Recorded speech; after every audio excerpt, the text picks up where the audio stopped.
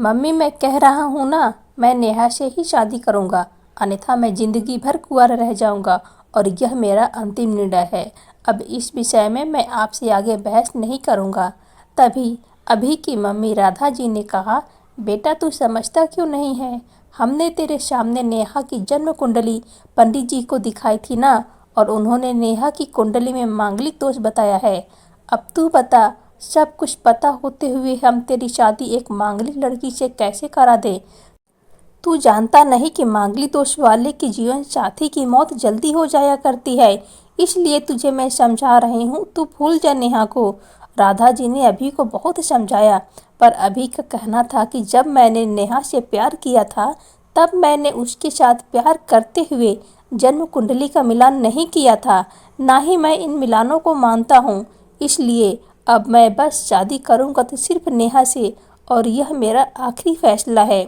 आखिर राधा जी को अपने बेटे के जिद के आगे झुकना पड़ा, और पंडित जी द्वारा बताए गए अनुसार नेहा के मंगल दोष को दूर करने के लिए अभी के साथ शादी करने से पहले नेहा की शादी एक पेड़ के साथ करवाई गई, और उसके बाद नेहा ने अभी से शादी करी। नेहा दुल्हन बनकर अभी के घर आई, पर राधा जी को नेहा का मांगलिक दोष होना अभी की खटक रहा था, और राधा जी भी दिल से नहीं अपना पा रही थी। और घर में कुछ भी परेशानी आती तो उसका दोष नेहा को ही दिया जाता था। लेकिन नेहा पढ़ी लिखी संस्कारी लड़की थी, और वह अपनी सासू माँ से मिले इन बेवजह आरोपों को अपने दिल से नहीं लगाती थी। और ऐसे ही ससुराल में उसके दिन कट रहे थे। एक दिन अभी ऑफिस से जल्दी घर आ जाता है। तब राधा जी ने उससे पूछा, बेटा आज जल्दी कैसे आ गया? तब उसने बताया, माँ आज सुबह से ही सिर दर्द और बहुत कमजोरी आ रही थी, इसलिए ऑफिस में काम करने की हिम्मत नहीं हुई मेरी। तब राधा जी ने कहा, चल बेटा जल्दी कर, हमें डॉक्टर के पास चलना चाहिए। तब अभी और राधा जी डॉक्टर को दिखाने गए। डॉक्टर को दिखाने के बाद मालूम पड़ा कि अभी को पीलिया हो गया है। और दोनों जैसे ही घर लौटे, राधा जी ने घर को सिर पर उठा लिया और कहने लगी, जब से यह लड़की हमारे घर में आई है, तब से हमारे घर में परेशानियां और बीमारी भी साथ लेकर आई है। इसके कदम ही अशुभ हैं। अब देखो, इसका मांगलिक दोष हमारे बेटे पर भी असर करने लग गया है। कल को अगर मेरे बेटे को कुछ हो गया तो कौन जिम्मेदार होगा? तभी नेहा ने कहा, मम्मी जी प्लीज, और कितना नीचा दिखाएंगे मुझे? आज तक मैं चुप रही, क्योंकि पापा ने यही सिखाया था कि बड़ों के आगे ससुराल में जवाब मत देना। पर आज तो आपने हद ही कर दी है। अगर मैं आज नहीं बोली तो ज़िंदगी भर खुद को माफ़ नहीं कर पाऊंगी। मम्मी जी, अगर आप पंडित जी पर भरोसा नहीं करती थी तो उनके कहे अनुसार आपने सारी मांगलिक दोष निवारण विधि क्यों करवाई?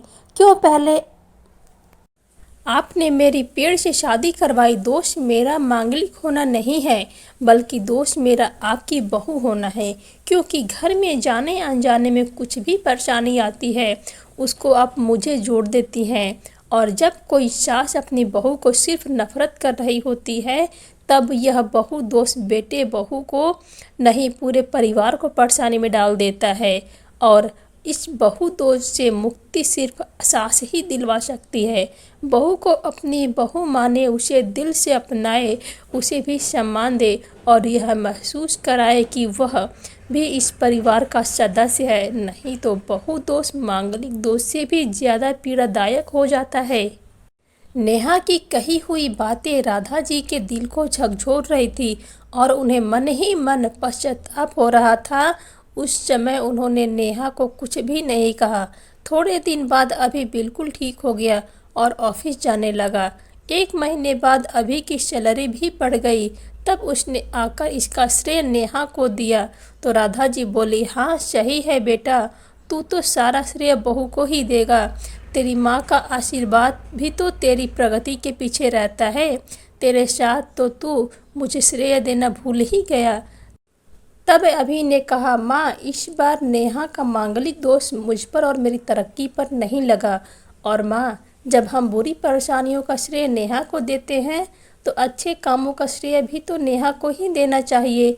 तो इसलिए आज का सारा श्रेय नेहा को जाता है। अभी ने हंसते हुए कहा। तब नेहा बोली, अभी तो क्या तुम भी मुझे ऐसा समझते हो?